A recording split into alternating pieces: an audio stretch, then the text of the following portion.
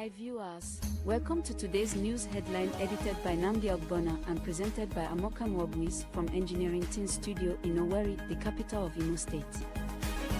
First, the news highlights. 1.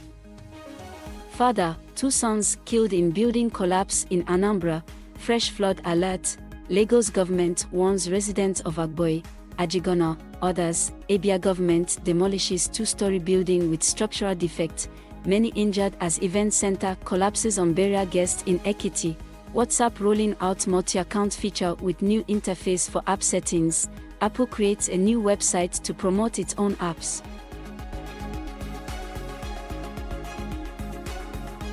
Father, 2 sons killed in building collapse in Anambra, a man identified as Kezoba Anifuna and his 2 sons have lost their lives following the collapse of their 1-story building with penthouse at Egbuyuminium, Otolo Nui in Nui North local government area of Anambra State. Officials of the Council for Regulation of Engineering in Nigeria, CORAN, and the Transition Committee Chairman of Nui North LGA, Mr. Chris Obiora, have visited the scene. Manual laborers were already at the scene on rescue mission as the excavator brought to rescue the victims broke down at the site.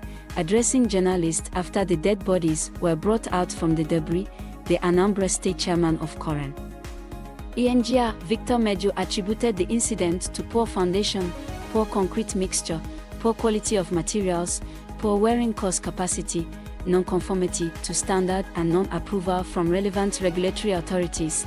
Describing it as an avoidable tragedy, Meju directed the cordoning off of the site, adding that the owner of the building, Mr. Chikwanefu Anamanjo, would be invited for questioning to aid in investigation.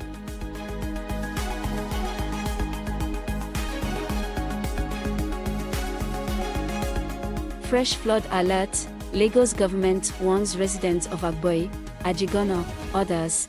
Lagos State government has urged people resident in the Ogun River downstream to prepare for massive flooding. This follows an updated 2023 water releases forecast for flood control by the Ogun Ocean River Basin Authority, effective September, and the high rainfall being experienced as predicted. Shodian added that the alert was necessary because there is much water to be expected in September, in addition to the heavy downpours usually associated with the months of September and December every year along the Ogun River Basin, and other related predictions and warning from Nigeria Meteorological Services, NIMET. Nigeria Hydrological Services, NISA, National Emergency Management Agency, NEMA, and other related agencies. A statement by the Permanent Secretary, Office of Drainage Services and Water Resources, Ministry of the Environment and Water Resources, Lekan Shodian, identified the affected areas as Alagbo, Meran, Maidon, Kara, Ishara Lawara, Ajilaitai, Odonoren, Odilid, Agboyi I, Agboyi II, Ajigona, Itawolo, Majiden, Ebesh, Bayiku, Maidon and Lekioja axis, according to him. The state is concerned about the safety of lives and property. He, therefore, urged residents of the mentioned areas to move upland.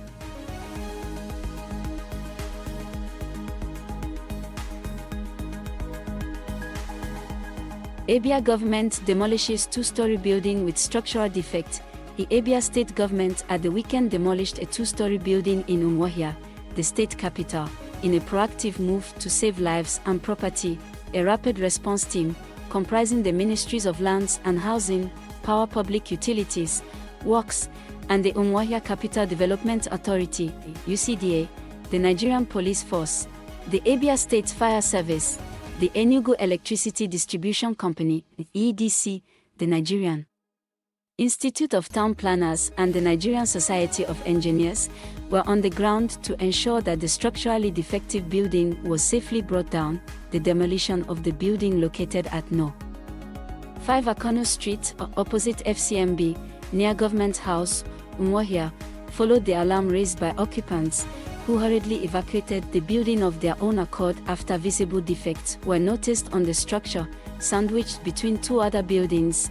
Addressing newsmen shortly after the demolition exercise, the Commissioner for Lands and Housing, Choka Chokumaraj, pointed out that the primary objective of the exercise was to save lives.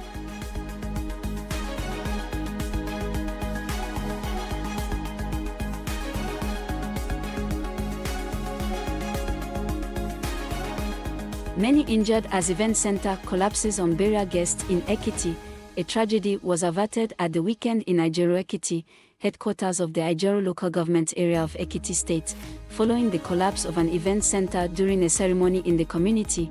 The Nigerian Tribune gathered that the popular building that was hosting a burial reception on Saturday had a section of it collapse on guests, resulting in life-threatening injuries. The building located along Ijero Ekiti Road had about 250 guests when its roof and walls receded around 4 p.m., which led to many sustaining bodily wounds as victims scampered out of the rubble for safety, the lawmaker representing the Ijero State constituency. Ademola Ojo, who said no life was lost in the incident, said it took the quick intervention of spirited individuals to rescue victims from the rubble to avert fatalities. Relaying a vivid account of how the incident happened, the lawmaker said, a reception exercise for a burial ceremony was ongoing when there was a deep crack in the wall. Suddenly, the roofing and plaster of Paris, POP, caved in and fell on those who were seated inside the auditorium. WhatsApp rolling out multi-account feature with new interface for app settings. Meta-owned WhatsApp is reportedly rolling out a multi-account feature with a new interface for the app settings to beta testers on Android. With this multi-account feature, users will be able to add an additional account on the same device directly right within WhatsApp settings, according to WA Beta Info.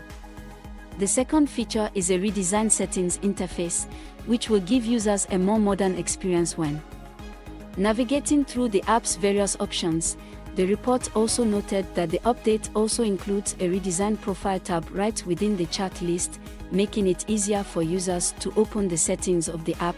Moreover, the new feature will allow users to manage their conversations from multiple accounts with a single app. New feature will also allow users to manage their conversations from multiple accounts with a single app. Apple creates a new website to promote its own apps. In a bid to promote its own apps, Apple has created a website titled Apps by Apple that mentions homegrown apps that Apple developed for its products such as the iPhone, iPad, Apple Watch, Mac, and Apple TV.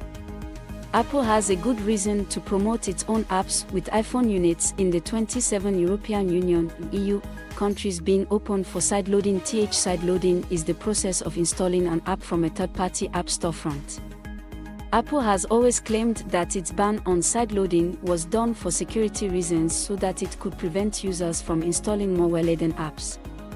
But in some countries, the sideloading ban is seen as a way for Apple to force app developers to use its own App Store payment platform, which gives Apple a 15% to 30% cut of in-app transactions and subscriptions generated in the App Store. Thanks to the EU's Digital Markets Act, DMA.